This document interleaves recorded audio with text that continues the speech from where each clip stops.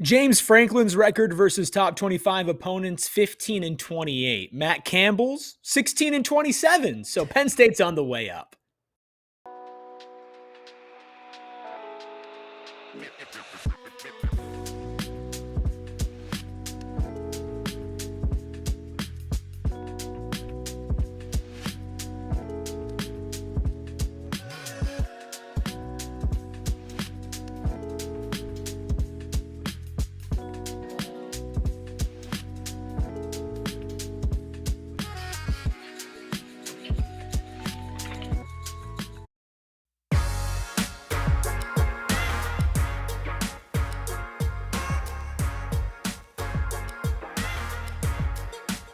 Happy Friday and welcome into the PHNX Sun Devils show. Of course, presented by Branded Bills. Make sure you head to brandedbills.com and use that code BBPHNX for 15% off your first order. I'm Anthony Totri, joined as always by old dog legs Erik himself. And then we've got Kevo behind the Mac making all of the magic happen. Hit that like button, hit the subscribe button, drop a 5-star review wherever you get your podcast. Rubus, a ton on the menu today, but we got to start off with the news of the day, and that is, of course, another one seems to bite the dust in the Big 12 as it relates to coaches. It looks like Matt Campbell, Iowa State's head coach, which Arizona State fans know all too well over the last couple of seasons. Of course, the Sun Devils 2-0 against Iowa State since joining the Big 12. Campbell bound for Penn State, apparently set to be the next coach of the Nittany Lions. Thoughts, feelings, concerns, questions, any of the things? Ooh, look, I think that this is a good hire for Penn State. Honestly, I wouldn't have been surprised if this was the guy that they went with way earlier in what has been an absolute disaster of a coaching carousel for them. I think it's a great fit for them. I think Matt Campbell's a really good coach. I think he's going to have a different pool of resources over at Penn State than what he had at Iowa State. But, at the end of the day, I mean, you got to classify this as a relative disaster for Penn State so far, simply from an optics perspective. The fact that you had 2 players commit on National Signing Day yesterday, and now Matt Campbell, he's playing from behind, right? Like, if Matt Campbell had gotten this job a month ago, right, or a couple of weeks ago, completely different scenario. But I think for the situation that Penn State found themselves in after swinging and missing time and time again, it's about as good of a fallback plan as you could get on. I do feel really bad for Iowa State fans, though. Yeah, it's tough, right? And again, I know we talked earlier in the week just about the NCAA calendar and really how it needs to change. I think that's been a topic really all week long, going back to the Lane Kiffin stuff, right? At the start of the week. That was the coach at the start of the week, right? Is Lane Kiffin leaving Ole Miss to go to LSU. And now the next point of contention is it looks like Penn State finally has their guy in Matt Campbell. I think you hit the nail on the head. There are certainly worse options for Penn State. I think Matt Campbell certainly deserved a look for this job and others earlier on, in this process, given what he's been able to accomplish at Iowa State. Some of the best years in program history have come with Matt Campbell at the helm of Iowa State. But for this to happen really toward the end of early signing period, with the transfer portal window set to open now in less than 30 days, it really is a tough situation to be put in for Iowa State. And this is a program, Erik, that I feel like is similar to Arizona State. I think that's why there were a lot of folks in 2024 talking about the Sun Devils and the Cyclones the way that they were, because it felt like you had two guys at the helm of these programs that were set to be here for such a long period of time. And at the end of the day, we know Kenny Dillingham is staying put at ASU. But for Iowa State to lose their guy this late in the process, it really does, I think, begin to change the way you start to view some of these programs, because we viewed Iowa State as a team that was going to come into this season in 2025, be ultra competitive. We know it didn't go the way they wanted, partially due to the injuries that this team and this program sustained. But by all accounts, we expected Iowa State to be a contender again in 2026. Now that looks like it's set to be in serious question. Well, it's going to be interesting to see who they go with, right? Who they replace. And I guess this isn't official yet, just to kind of put that out there. It's being reported, but it still needs to be finalized. There was a point of time where a lot of people were saying Kalane Sitake is the next head coach of Penn Yeah. State, and that was a done deal. Obviously, that didn't happen, and we'll talk a little bit more about that later. So I guess let's just make sure that that is out there in case somebody's listening to this in 24 hours and somehow the CEO of whoever the hell is an NIL sponsor at Iowa State shows I think up there's a and bunch gives of Matt like farms. I think Tyson Chicken, no free ads, like the Really? Tyson company. I believe so, as an Iowa State alum. I saw a Penn Get to State work, fan chicken tweet. nuggies. I saw a Penn State fan tweet that after it was rumored that they are interested in Campbell. So it'll be interesting to see like who do they go with if Matt is really gone, and can they hire somebody internally? Is there an external hire? Is there another coach in the Big 12 or at a at a G5 level like that you poach? That's really good. I like what Oklahoma State did in replacing Mike Gundy. I enjoyed their coaching hire. Obviously, the fact that a lot of teams here in the Big 12 have retained, obviously Kansas State not being one of those. And it's interesting to see, okay, what does Iowa State do?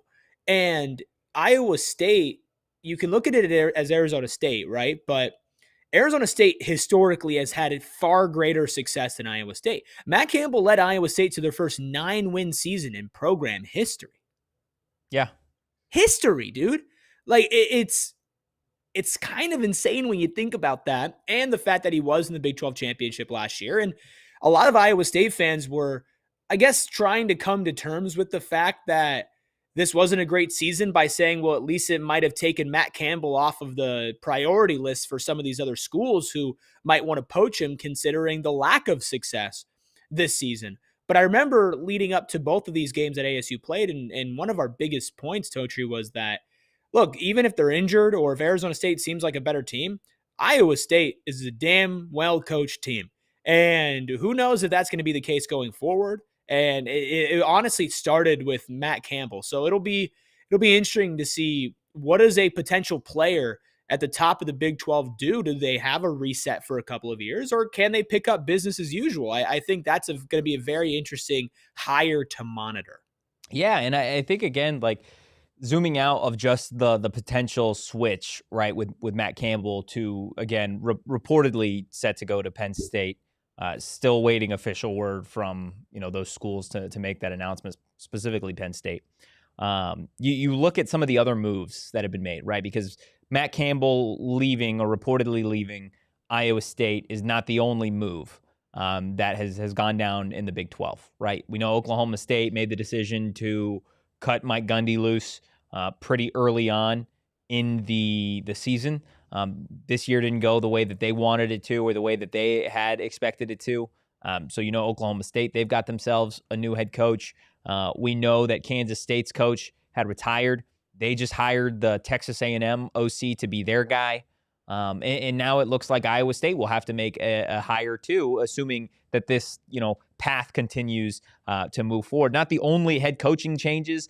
There was news yesterday that Colorado finally got their new offensive coordinator poaching Sacramento State's head coach to be their OC. So there are major shifts going on in this conference, despite that not necessarily happening at the top, right? I think that's what people tend to gravitate towards from a media cycle of like, okay, you look at the Big 12 and who are the major players year in, year out, at least over the last couple of years. Utah. Right now, Utah is still doing everything in their power to try and make the college football playoff, even though everything's realistically out of their hands to this point in time. Kyle Whittingham's not jumping ship to another program. If anything, he's going to retire. That's his next move.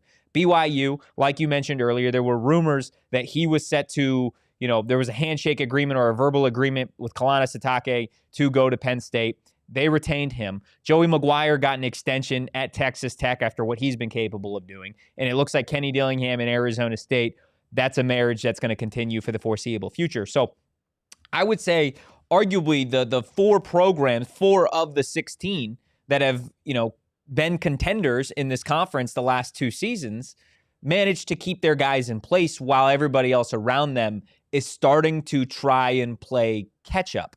The question is, do we think that these other schools now, the Oklahoma States, the Iowa States, the TCUs, the Colorados, et cetera, do you think they're going to be too far behind these other programs, right? And I get the year didn't necessarily go the way that everyone thought it would for Arizona State. We didn't, think that, Utah would be on the outside looking in maybe of the CFP the way they are. BYU overachieved by all accounts. Do we think that these other schools that have to make these coaching changes, is it going to make a giant difference in the power structure of the Big 12? Because I would argue those 4 teams, and honestly, Iowa State, I felt like was in that conversation given what they've been able to accomplish the last 2 seasons. I would throw them in that conversation of, the contenders year over year. Is it enough? If this was 10 years ago, it would be concerning for those teams. The fact that you can flip a program so fast nowadays just by getting a little bit of momentum in the transfer portal, A little bit I of would money. say, yeah, a little bit of money. I would say I'm not going to just go ahead and bury them. I would say out of all of those teams, Iowa State's probably in the toughest position because I do believe that they're losing the best coach out of that Yeah. bunch. And of course, they're at the highest point in all of that. And they don't have a lot of history to fall back on. I like Oklahoma State. I like what they did. And obviously, they can't get any worse, right? I mean, that's literally not possible. Kansas State had a pretty middling year. And to go and get the A&M coordinator, and A&M's had a really good offense this year, I'm like, okay, I would like to just see what he does, especially if Avery Johnson stays there. What can you do with a quarterback like that, who we've definitely wanted to see a little bit more out of just from a talent perspective this season? And then you look at Iowa State and you're like, okay, like we don't even know what's next for you. But with college football, you could have one down year and then you can bounce back and win the Big 12 championship, i.e., like Arizona State, right? You can fall down, you can get knocked down, you can get back up quicker than you ever expected. So if this was the years of building a program the long way and baking something and, waiting for the outcome, then sure. I think you'd be pretty worried about losing Gundy, about losing Campbell, right? And about, of course, like losing Kleiman. But I don't think nowadays that that's just like a funeral to have for those teams. I think now you just sit back and say, let's see what you do in your first year. And I think that'll be pretty indicative of what the future of the program will be like.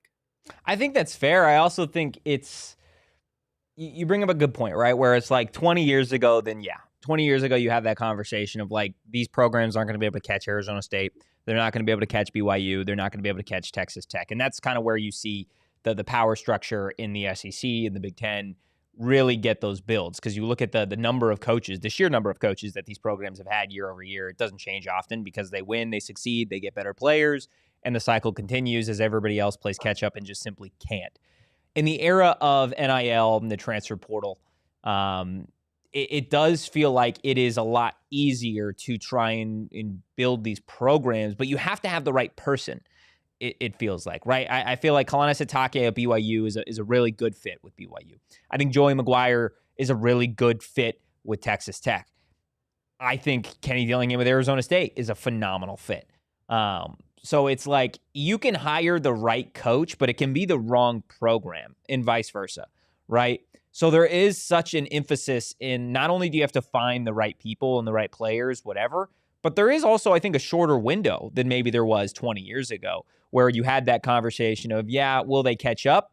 Well, let's give them 3 to 5 years to play that catch-up game. You don't have 3 years to catch up in this conference or in all of college football because it is starting to trend in such a money-hungry business. Not that it wasn't before, but you have a limited amount of time to try and flip a program. And if you don't, it's pretty clear. It doesn't matter what the buyout of some of these coaches is. These programs and donors are willing to pay it just to try and win now. Yeah. Well, I mean, look, I know that this guy had a longer runway, but look at what kind of started all of this with James Franklin over at Penn State. This guy was in the Final Four of college football last year.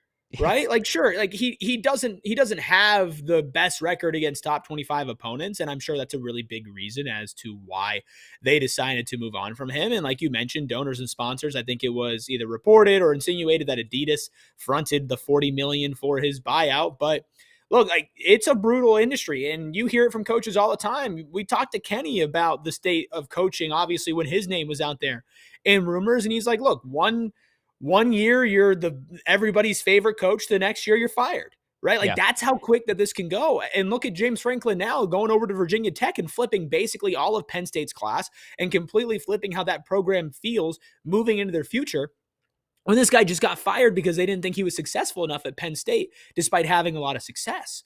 So it is brutal. And it is like, hey, what have you done for me lately? And we will have a very short leash with you. But at the end of the day, if you've got the ability to kind of rally people together, we've seen a lot of programs be able to just kind of get on the rise fast. Like, even like BYU being this dominant, right? I mean, this is back-to-back years that they were top 10 teams at certain points. Like, forgive me if I'm ignorant, but I can't remember BYU being that over a 2-year stretch recently, right? Texas Tech has now turned into like a mogul of the Big 12 with their spending. And obviously Tech had, like some success, but never to the level that we had seen in the heights that they've reached this season, as they still continue to try to like win a national championship, not just win the Big 12. Yeah. So if you are able to navigate this space, the success comes quick and the success comes pretty heavy. But if you can't, there's going to be a lot of conversations about, okay, let's find somebody who can, right? Let's go find your replacement. Let's go move on because we think we can do better. And sometimes you can't, right? But a lot of people don't like to think about that. They just like to think about the possibility of being able to. Toasty Shark with first off, great name. An interesting point says they didn't want Matt Campbell. They got Matt Campbell. That is also true. I think that's an interesting point to kind of explore and talk about, how athletic directors really play into these coaching searches and keeping coaches, as Arizona State has another Sun Devil in Graham Rossini. So let's go ahead and visit that. Also want to maybe discuss some of the assistant coaches on Arizona State's staff and, if they could potentially be targets this head coaching cycle or the next. We'll do that on the other side of our first break. Look, you need to do your research about everything in life, but especially the most important things. And unfortunately, not all important things are good, like an accident or a serious injury. And that's why the lawyer that you hire matters. And Mark and Alexis Breyer, well, we did the research for you and found the best law team. It's the husband and wife law team. So write down this number right now just to be prepared. 602-783-8841. And the husband and wife law team, they're happy to give you a lot of guarantees. Of course, nobody can guarantee the outcome of your legal case, but they guarantee that you can cancel their fee agreement at any time for any reason, that you'll receive at least as much in your pocket as they receive for their fee. And you may speak with one of their lawyers as often as you choose about anything that you would like to discuss. You also have the right to know that they, as your lawyers, will tell you both the strengths and the weaknesses of your claim so that you can make informed decisions. And that's the most important thing. So make the best informed decision. And if you've had a serious injury, call the husband and wife law team first at 602-783-8841 or visit their website at the link in our show notes and tell them PHNX sent you. Look, the holiday season has arrived, and if you're anything like me with a couple weeks left till Christmas, then, well, you're scratching your head trying to figure out what to buy family members, friends, etc. for Christmas. Well, thankfully, our friends over at Arizona Lottery, they have the perfect stocking stuffer. That's right. Those holiday scratchers are officially back. Of course, 'tis the season for over $80 million in prizes. That's right. You heard me correctly. Over $80 million in prizes. Play holiday tickets from the Arizona Lottery for the chance to fill your stocking with cash. There are 6 festive scratchers to choose from, including Cash Countdown, which is prizes up to $250,000. And then, of course, Candy Cane Cash, which smells just like peppermint. Plus, you can dash to instant prizes with Holiday Fast Pass tickets. They're made for gifting, whether it's a white elephant exchange, a stocking stuffer, or just because there's always a chance your little gift could be worth millions. Make sure you play and gift today.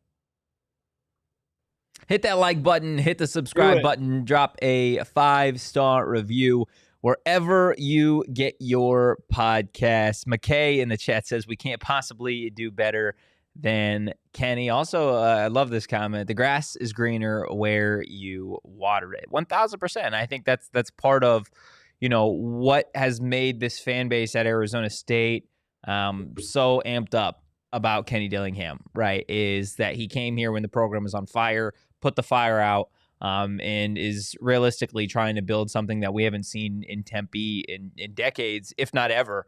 And he's doing it with a staff that has proven to be, I think, one of the best in the conference, right? With Brian Ward at DC, like Marcus Arroyo at OC, Jason Mons, Sean Aguano, a very interesting coaching staff, just like when you put it all together. And I know we've talked at length about it. Do you think that there are coaches on this roster that could potentially flop to other schools here, even in this cycle? I know maybe not as a head coach at this point in time, because it does feel like a lot of those spots have been filled. But do you think potentially as maybe making lateral moves to bigger schools, or maybe getting promotions as, like, if you're a position coach, maybe moving to an OC spot or a DC spot within this cycle? I think it's tough. My gut says no, but you also have to understand that, especially with somebody who would be getting a positional upgrade, that you do what you got to do for your career. But as far as coaches on this roster that could go and be a head coach, I mean, I think Brian Ward is capable of being a head coach. I don't know if he wants to be. He's been defensive coordinator for a really, really, really, really long time. Like, Yeah. a long enough time to where you've definitely had an opportunity to be a head coach. Now, again, you never know. Marcus Arroyo has been a head coach. We've seen that. I don't know if his performance this year, with the way that this offense has run, would put him in a position to get a positional upgrade. And I don't think that he would flip to another school to be an offensive coordinator, especially with the prospect of Sam Leavitt still staying, even though we're not 100% sure on that. And then you break down to like positional coaches like Hines Ward. I know that eventually he wants to go up, but I don't know if ASU wide receivers have had a big enough, jump and impact as far as a room or a unit goes this year for him to get offensive coordinator buzz. It seems like he's still hitting the recruiting trail hard with that 4-star that they just got a couple of days ago. Sean Aguano on the offensive end, it feels like he wants to stay at Arizona State. He's been in Arizona basically his entire coaching career. He was the interim head coach here, and I guess he could be an offensive coordinator. I know that I was pretty big on him possibly being retained for the head coaching job. And then you look on the defensive side of the ball, Totri. I think there are a lot of really good position room coaches on the defensive side of the ball, but maybe this is just like my ASU blinders on, but I really wasn't worried or thinking about anybody jumping ship this offseason. But, especially with coordinators, you never know. You get a call to be an offensive or a defensive coordinator or a step up, like you're gonna take that. Yeah. I think it's so interesting with some of these guys because, like, you bring up the point about Brian Ward, right? Like, how many of them want to be head coaches? I think there's a desire, I think, for Marcus Arroyo to be a head coach again. I think there's also potentially a desire for him to go back to the NFL at some point. I don't see it happening given the offensive struggles here in 2025. I think if Sam Leavitt returns in 2026, if this offense skyrockets and takes the leap forward that maybe there was the expectation that it would in 2025, then I think there's a real conversation about, if you're Marcus, then, hey, your QB1 that you've been with now for 3 years is gone. Maybe this is your next time to make the jump. I think that's an interesting topic to explore. Hines Ward is another really interesting one because even after 1 year at Arizona State last year, I know that there were calls from 2 NFL franchises about bringing in Hines Ward, and Hines Ward declined. He wanted to come back to Arizona State. So I think, again, there's maybe a little desire on his end to go to the NFL and be, maybe the right fit. But for him to come back to Arizona State, I think speaks volumes about his commitment, his buy-in to this program. I think Sean Aguano and Jason Mons at some point in their careers could certainly be head coaches at this level. But I think, kind of on your sentiment here, I think Sean Aguano wants to be at Arizona State. I think Jason Mons wants to be at Arizona State, at least for the time being. I could see him maybe wanting to be an OC one day. And again, there's only one of those spots on each team, right? OC, DC. For the defensive side of the ball, I think Brian Ward wants to be here for the long term. Brian Carrington is a very interesting one to me because I think he is one of the best coaches on this team, one of the best developers of talent on this roster. We know what he does in terms of recruiting. I know he's got friends out there in the coaching world that I wouldn't be surprised if one day they got a head coaching job and their first call was to Brian Carrington, because of how talented he is at what he does. I think he wants to be here as well. I think this program, of all their coaches, really, really want to keep Brian Carrington here.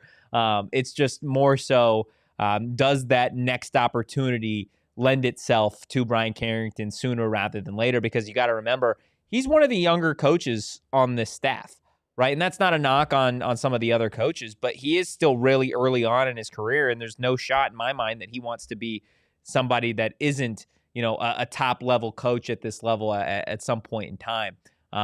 So we'll see. Like I've been firm on, I think, AJ Cooper. If the day that Brian Ward decides that he doesn't want to be at Arizona State, within 10 minutes, there should be a talk of promotion for AJ Cooper before he follows Brian Ward, because that's what he did at Washington State, right? As the linebackers coach, and we know Ward was the DC, and they both came over to ASU. Deron Reynolds, I think one day will get back to the NFL. He is a big reason why players come to Arizona State, specifically those edge rushers, because of his prowess and his experience at that next level, really transforming talent into elite pass rushers. So I think, again, as an Arizona State fan, you almost have to be super appreciative of the staff that you have right now, because it won't look like this forever. The staff will not be in place forever. No staff ever is. I think, in all honesty, Arizona State is lucky to have had these guys for as long as they have, right? I think special teams is obviously a very interesting point, because that is still a spot that needs to be filled technically on an official full-time basis. We got Jack Nudo that took over for Charlie Regal. We'll see if he gets that full-time job. But I don't think anyone would leave this cycle. Earlier on in the, even just a few weeks ago, I would have said that maybe there's a couple guys in my head that could potentially get other jobs. But given the way that the coaching carousel has gone from lower level schools to upper level schools, and most of these jobs already being filled, I just don't know how many of these guys would leave at this point in time.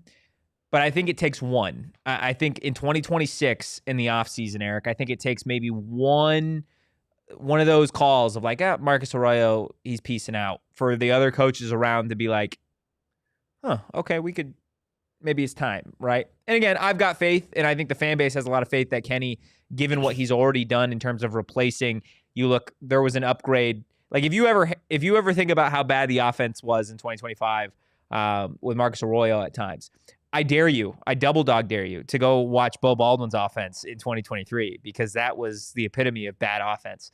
And Kenny, I think, got an upgrade in Arroyo. And at the wide receiver room, right?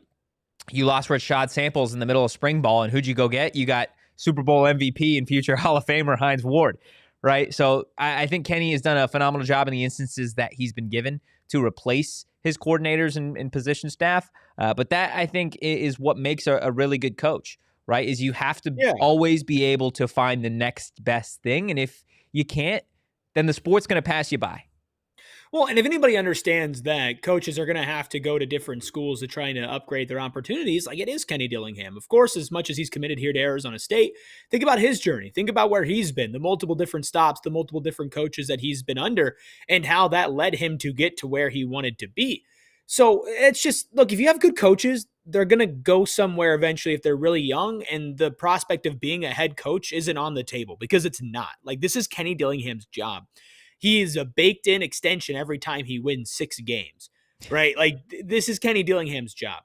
But the same thing that we feel about with talent, about replacing talent with talent, I'm sure Kenny is also very attuned to who is a good coach and who is an up-and-coming coach and who's one of these younger guys that we can add to the staff. I think also a factor in all of this is that since Kenny has been in all of these positions, grinded his way up, and I'm sure in a lot of cases got treated well, and maybe in some other cases didn't get treated well, he knows how to make these types of guys want to stay, right? The ones that eventually you're going to lose because they have bigger aspirations than being the position that they're at right now. But how do you get them to stay for another year, 2 years, 3 years? Well, of course, one of those is making them feel important, involvement in the coaching and the offense, making it feel like their voice is heard. What's the other one, Totri? Winning? Well, money. Winning for sure, but money. And we saw that ASU went and extended their coordinators in the middle of last season. I am sure that Kenny has made it a point that he has gotten his coaches compensated. I can't say for sure, but probably above what market level for those coaches would be. He's the type of guy that gave his bonus money to other employees in the athletic department. I can't imagine that there are a lot of coaches on this staff who feel like they're not valued in more ways than one. And that's when it comes down to an athletic director perspective, which I know we'll touch on here after this upcoming break. But like, it's not just about investment in Kenny Dillingham, and Kenny Dillingham understands that. It's about investment in all of your players, from practice squad to your stars, and all of your coaches, from your coordinators to your, grad assistants. Like, you have so much like talent everywhere in this business, in this industry. And if you don't treat them all like they deserve to be treated, you might lose somebody who will be infinitely valuable to your program. And Kenny knows that because he's been in all of these positions, right? He's been a GA. He's been a quality control. He's been a quarterbacks coach. He's been an offensive coordinator. Like, he's worked his way up the ladder. Yeah. And if you're a guy who's done that and who has seen that, you will be able to see others who are trying to follow that path and understand where they are and understand how to get them to where they want to be. And it's about the program, right? It's not about the team. Yeah. And I think that is where, again, kind of taking a bigger picture look at the conference as a whole, going back to my earlier question about can these teams catch up, right? And maybe I misworded it in the conversation of like, can the team itself catch up?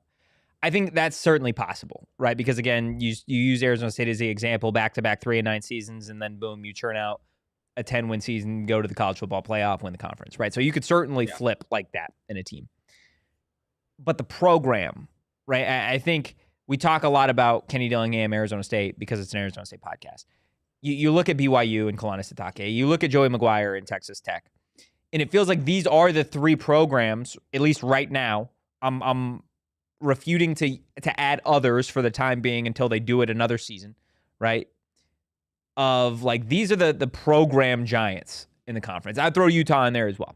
That was the only other one, Utah. The only reason I didn't mention them off top is because I think Kyle Whittingham is done after this year or the next, right? So I think retirement's next for him soon. These are programs that have established themselves or are in the process of establishing an identity and a pedigree to them, that when you make a flip to a new head coach or you get a new assistant, a new major OC or a new major DC, these things take time, right? And not only do you not have time to succeed, you've got to do it now, but then you have to do it consistently, right? You could be successful in 1 year, 2 years, and then you have to continue to do it.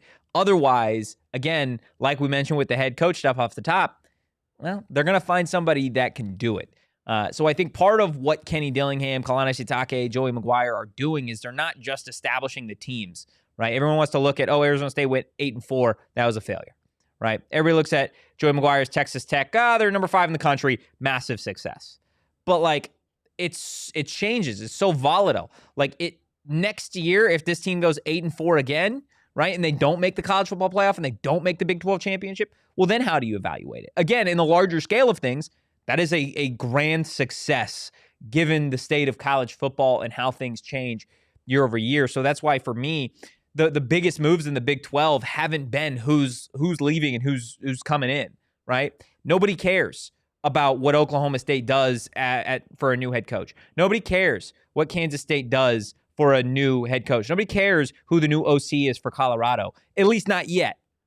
They care when you start to put a product on the field that consistently churns out wins. And that's what Arizona State has done the last 2 years. That's what Kalani Sitake has done for the last 2 years. That's what Joey McGuire and Texas Tech have accomplished this year, right?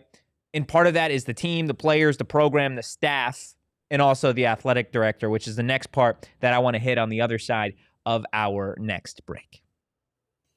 Look, the holidays are a time of tradition, and for a lot of people, December is a month to share some good times with good friends and family, and of course, let those spirits flow. And not just the holiday spirit, but of course, Smirnoff as the spirit as well. And right now, on December 21st, at State Farm Stadium, Smirnoff will be giving fans the chance to try their exciting signature serves featuring spicy tamarind. One of the things I love about Smirnoff is that they're always trying out new things, new flavors, new ways for you to enjoy their top tier product. And this will include a collaboration with Squirt plus a game day specific opponent themed drink. So not only will they be serving up exclusive signature serves, they'll also be working out of colorful, customized Smirnoff spicy tamarind trucks. So if you'll be cheering on the Cardinals in person against the Atlanta Falcons on December 21st, don't forget to stop by and see our friends at the Smirnoff truck.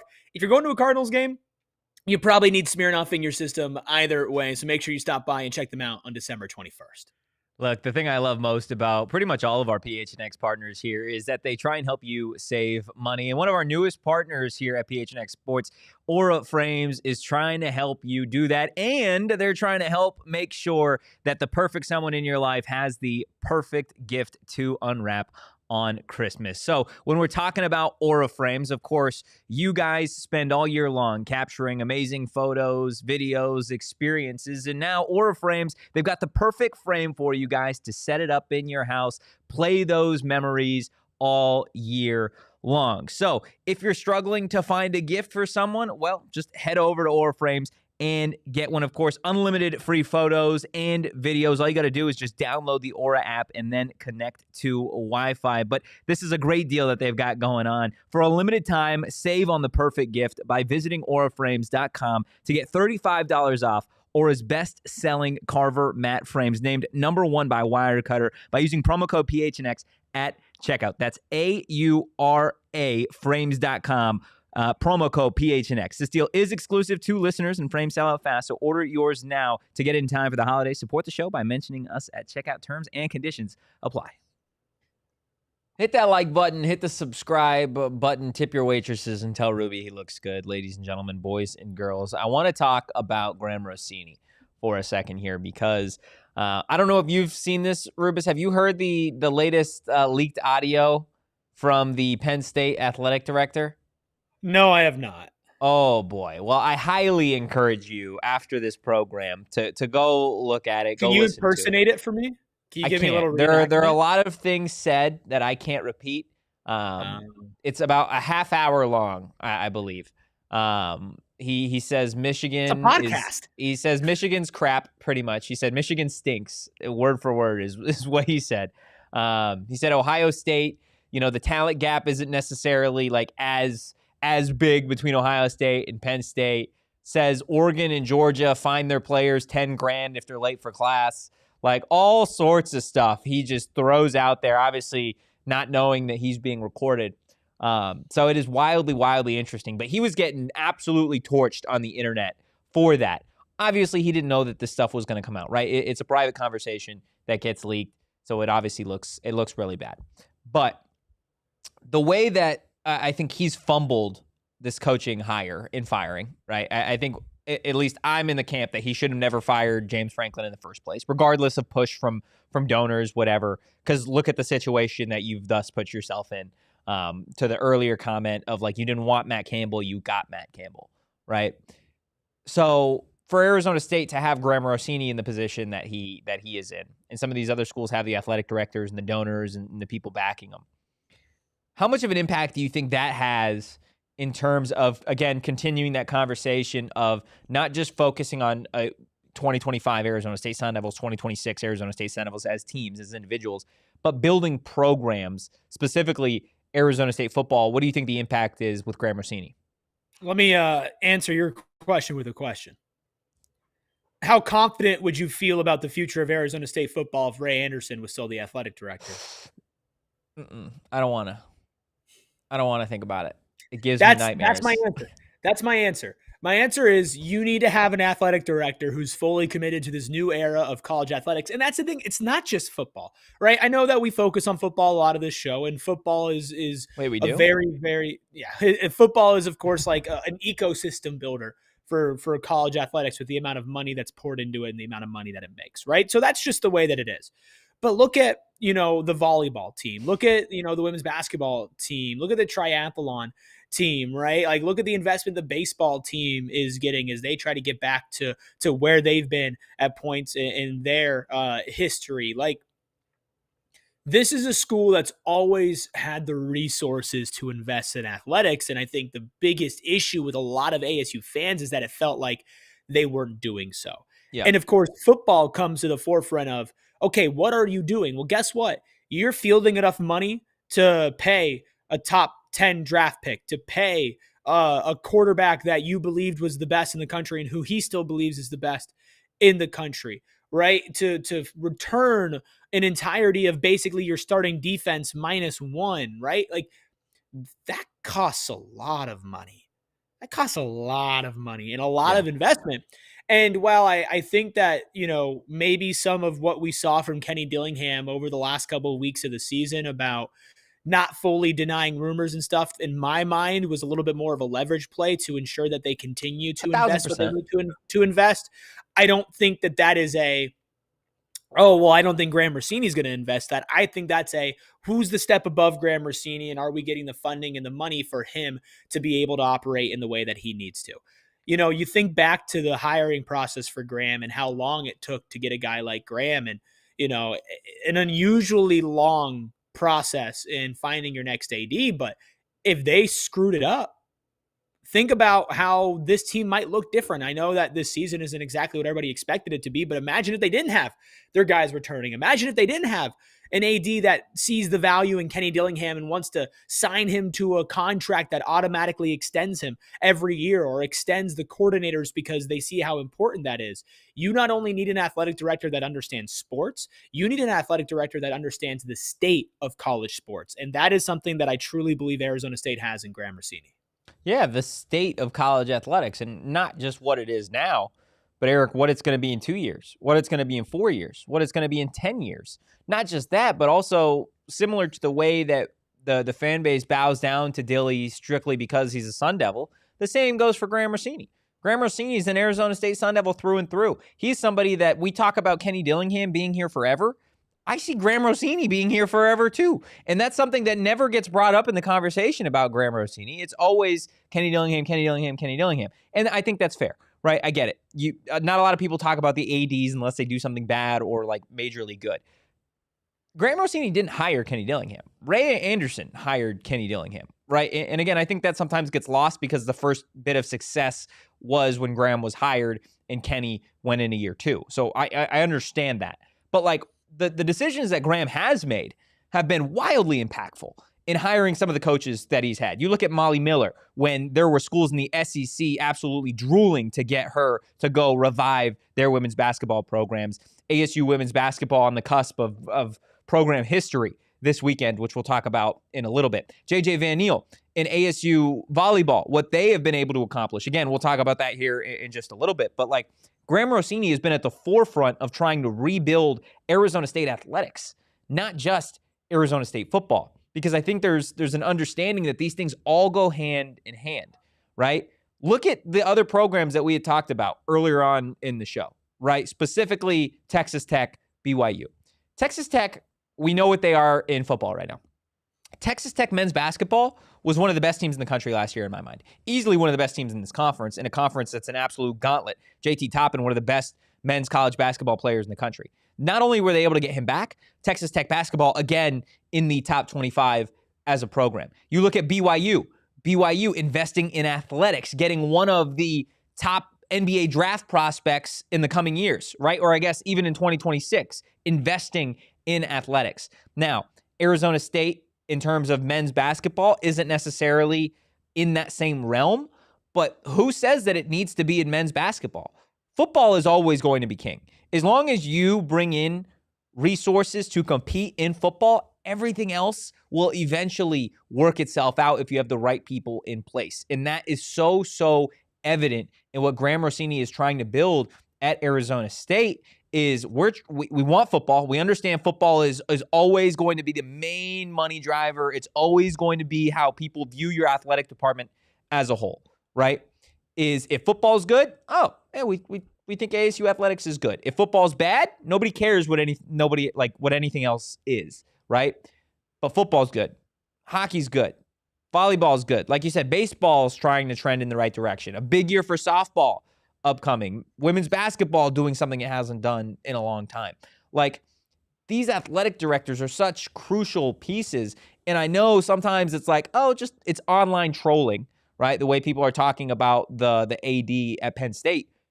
But in reality, like, it's almost not, right? Banchisi brought it up, kind of removing the private conversation part, saying leaking private convos is all around bad, which I agree. But saying Penn State was the first to fire their coach and the last to hire their coach, right? Like, that's a problem in the grand scheme of these things. If you're trying to build something, if you're trying to get donors to give you money to continue to build your programs up, we're not talking about thousands of dollars. We're talking about millions. Michigan State got a $401 million donation today for their athletic department. Like, we're talking about ungodly amounts of money. And if you don't have a competent athletic director in that position, you're not getting money to build these programs at all. No one in the right mind would give you that kind of money. Well, no, and to kind of like keep on looking at the big picture of ASU, look, it's important to get these coaches in the door, right? Hiring Kenny Dillingham, really big deal. Huge deal. Hiring Greg Powers, really big deal. JJ Van Neal, really big deal. Right. You want to know what's just as important? Retaining them. Making them stay here. It doesn't matter if Kenny Dillingham revived his program for 2 years. If he didn't feel loved and appreciated and taken care of at ASU, he had the pick of the litter to go and jump to another job, right? Having, Greg Powers for your hockey program, which has just been downright dominant in his time here and has completely grown and honestly saved the hockey scene here in the state of Arizona with what happened at the professional level. Well, if he didn't feel taken care of and they wanted him to be here, guess where he would go? Somewhere else, right? Like there's definitely the importance of getting people in your door, but also keeping them in your building is just as important. So you look at what ASU is going to be doing with the designated tailgate practice facility combo for football and talking with Kenny about that. And Kenny understanding that, hey, there might be other events and other ways that we can use this to help everybody out, not just ourselves. That is so important for the overall ecosystem. And also, you don't have a football coach who just cares about football. You don't have a basketball coach who just cares about basketball. You don't have a hockey coach who just cares about hockey. They all care about all of the other sports. They show up to the other games. They publicly support them. They do everything of the sort. So ASU's in a really good spot with the ecosystem of where their athletic department is. But that being said, Totri, and I think Kenny understood this, it's why he put pressure on people, even if it was a little bit vague. You can be in a good spot now and be in a terrible spot 365 days from now. Yeah. You still have to be ahead of it, even if you're in a good spot. That's the only way that you can continue to succeed at a sustained level. Yeah, 1,000%. Look, I want to expand a little bit and give some love to some of those other Arizona State programs that we mentioned earlier. We're going to do that on the other side of our final break. Look, the holiday season, you're always hosting. And honestly, in Arizona, the weather goes up and down and up and down and up and down. And that's why I love our friends over at APS, because APS is here to help you save money with your smart thermostat. Now, if you don't have a smart thermostat, let me just let you in on a little secret. Not only will it save you money by letting you take advantage of lower cost off-peak hours, even when you're away from your home, just by pulling out your phone and adjusting the temperature, but also it does the Erik Ruby special. And by that, I mean helps you be lazy. If you're laying in bed and the heat's too hot or the air's too cold or you need one of those two and your AC is off, well, guess what? All you have to do is pull out your phone, adjust that. Or let's say you're hosting and you don't want to excuse yourself from the party, but you can notice people are getting a little sweaty, getting a little cool. They're asking for a blanket. Well, you can change things up with APS. And right now, APS customers can get a new smart thermostat from as low as $0 at aps.com/sale. Shipping and taxes not included. Other restrictions apply. Look, there are things that everybody needs in life, and a checking account is one of them. So why not sign up with our friends over at Mountain America Credit Union? Because their checking account, well, it's got perks just for you. That's right. We're talking about Mountain America's My Style checking account. Things that you guys can enjoy include restaurant deals, mobile phone protection, telehealth access, identity protection, loan rate discounts, offers on travel, and events. And guess what? There is more. Make My Style your lifestyle at Mountain America Credit Union. Make sure you visit macu.com/mystyle to apply.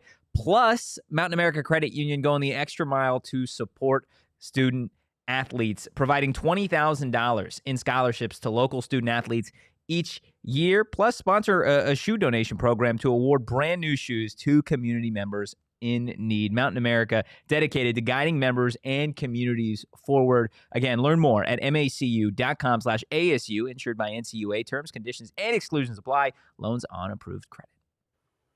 Hit the like button, hit the subscribe button, drop a 5-star review wherever you get your podcast. Ben Cheesy in the chat. ASU won the Big 12 Champions Cup last year. Most successful athletic department, the Big 12 Commissioners Cup. And Bees, yeah, Rossini understands the bigger picture, 1,000%. And I think that's super clear. We gave some brief love to some of those other sports. I want to spend a little bit more time doing that because there are 2 programs right now at Arizona State outside of football that certainly deserve some love, starting with Arizona State women's basketball. Molly Miller has this team firing on all cylinders, Rubus. They're 8-0 right now. If they win tonight, which they play McNeese at 6:30, if they win tonight, they'll be 9-0, and they will tie the program record for the best start in a single season. And then, of course, they play Saturday evening as well, or Saturday afternoon against San Francisco. 2 certainly winnable games against McNeese tonight, and then again, San Francisco. If they win in the next 24 hours, we could be talking about the best start in program history for Arizona State women's basketball in year 1 of Molly Miller. Wait, they play a back-to-back? They've got McNeese tonight and then San Fran. Yep. You must have thought they were on the Suns NBA schedule with all the back-to-backs that they're going to be playing. I mean, look, that's just incredible, right? And obviously, I think a lot of people will be like, oh, it's non-con play. Well, guess what? All of these games would have been a non-con play for the entirety of ASU history. And when you had a coach like Charlie Turner Thorne for such a long time, who is a literal legend in the women's basketball and just the basketball community in general, but especially here at ASU, to be able to do something that's never been done by Charlie Turner Thorne before in your first year is just absolutely, honestly, I don't even want to say it's unexpected, because obviously we all had pretty high expectations for what this program would turn into, but I don't know if I even expected to see something like that this soon. It's a big testament to how they play. They play with a lot of grit, with a lot of passion, with a lot of energy. Obviously, you think back to that crazy game-winning shot that was thrown up a couple of weeks ago at this point. I think, well, this wouldn't even be a conversation if that didn't happen. But there are certain teams where if you work hard and you approach the game the right way, good things happen for you. And this seems like they're going to be one of those teams. Now, when they play some tougher competition, we'll see what that looks like as well. But they've been taking care of business whenever they've needed to. And that is a testament and something that this program was not doing the last couple of years. So obviously go out. Are they home games or are they road games? They're home games. And there. Ironically enough, I think, I could be mistaken on this, I think women's basketball tonight is at Mullet. I think it is at Mullet. I could be wrong in that, but the only reason I say that is because ASU women's volleyball, first off, you're back-to-back Big 12 champs. They play tonight at DFA. They won last night. They beat Coppin State 3-0 in terms of their sets in that first round of the NCAA tournament. Home again as, of course, the host school. They've got Utah State. So, I mean, go show up to these ASU events, because you've got some of, if not the best programs at Arizona State right now competing on the same night, on the cusp of both doing some really phenomenal things. Yeah, absolutely. And the games are going on around the same time, 6:30 tip for women's basketball, you're right, at Mullet, and then a 6 o'clock start to the match for volleyball. But try to find a way to support one of them, right? They're also going to be obviously something that you could watch as well. You can watch the volleyball game on ESPN Plus. So if you're able to do that, go ahead and tune in with that as well. So look, just support them, right? I mean, I think volleyball set a record for home attendance recently, and we've had JJ on the show and we've had Molly on the show, and they are both so invested into Arizona State, but obviously their specific programs as well. It's been really awesome to see a lot of fan support surrounding that. If you're in our diehard Discord, obviously we're staying up to date with everything of that sort. I know Sharon is always passing along things, and I know a lot of people are talking about it whenever stuff does happen. So go to a game. It doesn't cost a lot. It doesn't take a lot of your time. It's a Friday night. Go support and cheer for ASU and understand that, yeah, like things do go beyond football. And if you go and support these other programs, it's all one big ecosystem, right? Plus, like, they're really good. They're really both good. really good teams. They're like, really, really good. Go watch some really, really high level athletes compete in your backyard. Go support them. It's going to be awesome. 1000%, guys. Hit that like button, hit the subscribe button, a 5-star review wherever you get your podcast. That is going to do it for today's episode of the PHNX Sun Devils show. As always, we appreciate everybody watching live, listening after the fact, or listening on audio. You guys make a real, real difference. No shows this weekend for PHNX Sun Devils. We will, of course, be back on Monday, but if you guys do want to follow along with anything we got going on social, and I promise there will be some stuff this weekend, then give the show a follow at PHNX_Sun Devils. You can follow me at Anthony_Totri. You can follow Old Doglegs at Erik Ruby. That is Erik with a K. And you can follow the new man behind the Mac, the Woolly Mammoth, somewhere to be hidden on the internet. Don't know what his at is. I don't think he wants his at out there. I'm not even sure no is real, but we'll get into that maybe on Monday. Guys, we'll see you on Monday. Have a phenomenal weekend. Get out to the women's basketball and the volleyball games. As always, go Devils. Peace. We all silly like the mayor.